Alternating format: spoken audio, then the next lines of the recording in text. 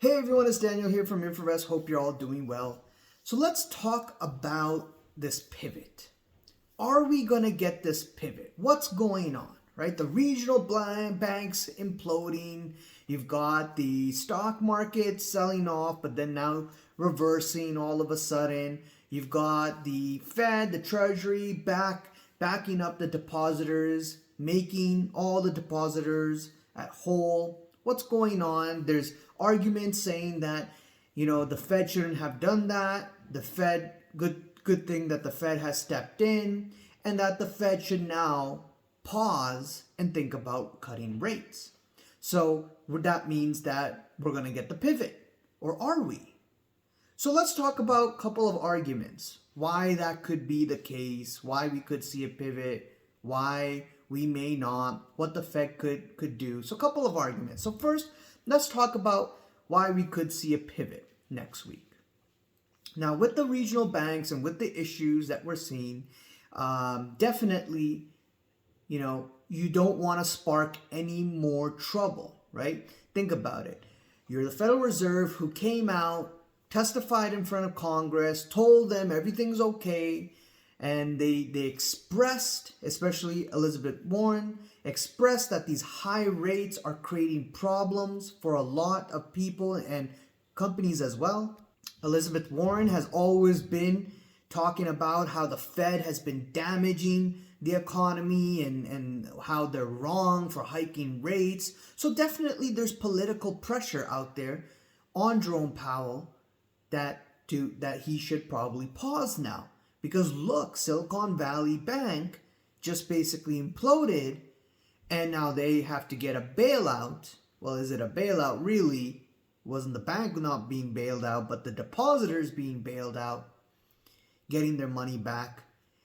And if we want to avoid more banks from imploding or who knows what, anything bad from happening, then hey, we should pause, right? So that's one side of looking at things. That, hey, we could see the Fed step back regardless of what data is. I know we got CPI data as well. It came in line. The year-over-year headline number is still 6%. We're not at the 2% target. So, yes, the Fed should pause and wait things out. But that doesn't solve the problem with the inflation issue, right? If the Fed pauses, or if the Fed decides that they have to do quantitative easing and they have to cut rates, then that creates easing conditions. And if that creates easing conditions because of their pivot, then that's just going to make inflation worse. Unless there is worse off situation where you do get that hard landing and you do get something that breaks even further.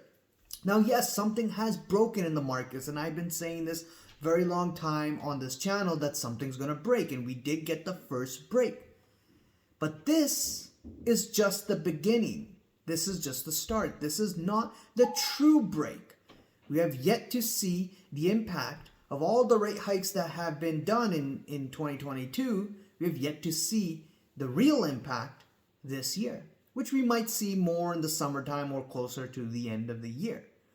So if something does break, then yes, if there is some sort of risk that causes a lot of the businesses to fail, to go under, for job losses, unemployment rate to skyrocket and spike, then sure, yes, there's an argument to be made that this is the time to pause and this is the time to wait for that moment to break. And then yes, you can reach to your goal of getting inflation to 2% or even below.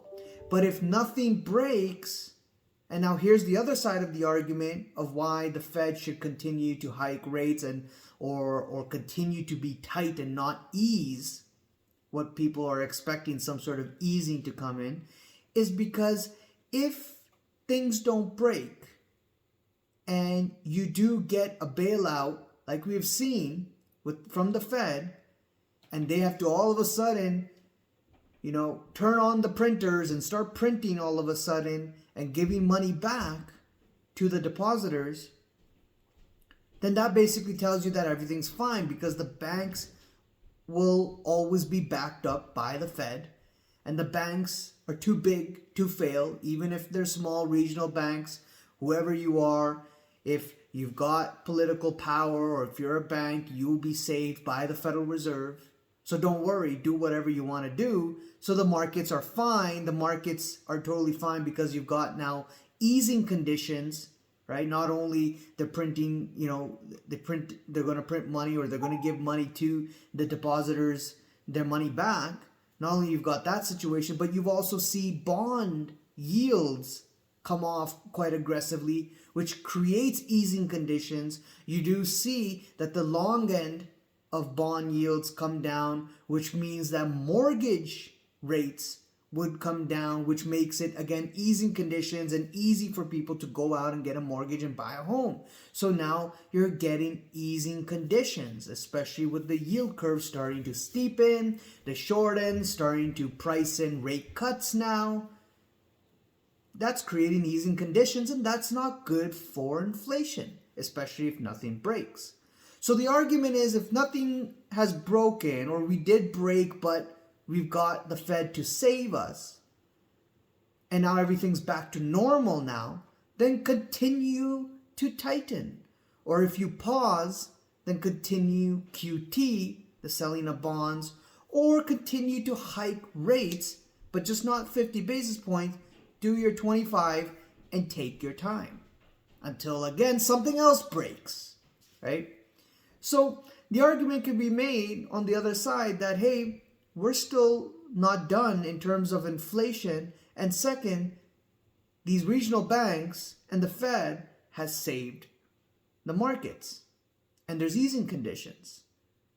So which side do you take? Do you take the side that, hey, the Fed's going to pause, or do you take the side that, hey, this new money that's coming in that's going to save the depositors basically puts us back where we were before, and now we can continue with the job of hiking rates, because now all this fresh money or easing and the financial conditions easing is just going to make inflation worse, so we need to put a lid on it. Which side do you take? So it's going to be very interesting to see, and we're going to know it's 50-50 here, right? With more of a lean towards a pause, right?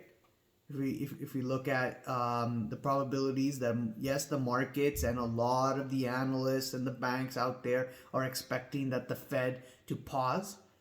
Now, are they going to raise rates next meeting by 25 basis points? I think that is likely to happen, yes.